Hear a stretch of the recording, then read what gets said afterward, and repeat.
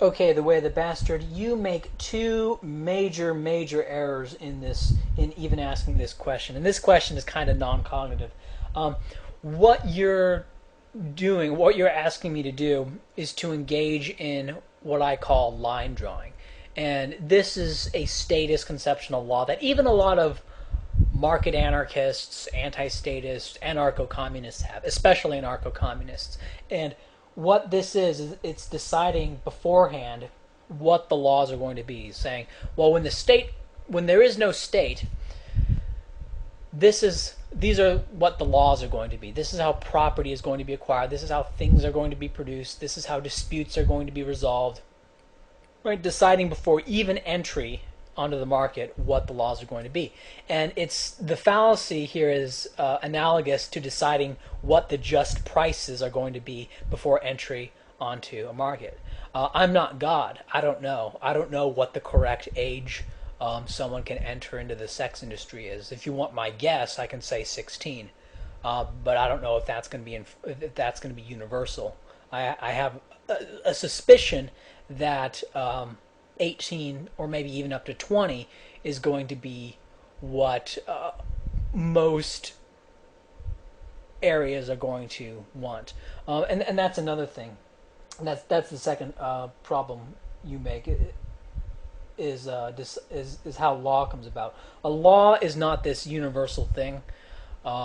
Even today, even in a statist society, law is not universal. And in the absence of a state, it would be even more so. And law would be decided upon by the relevant populations and by the relevant legal agencies. Furthermore, just a response to a kind of a dickish scenario brought up by Casino Mocool or something, was the idea of someone giving a little 8-year-old a loan, and a loan that's set up in a way that basically makes the 8-year-old his slave for life, and the 8-year-old doesn't know what he's getting into or anything like that. Yeah, you can have laws against that, and you can violently prevent that. Being against the state, like, first off, all private property is violently enforced. Okay, so I'm not against the violent enforcement of law.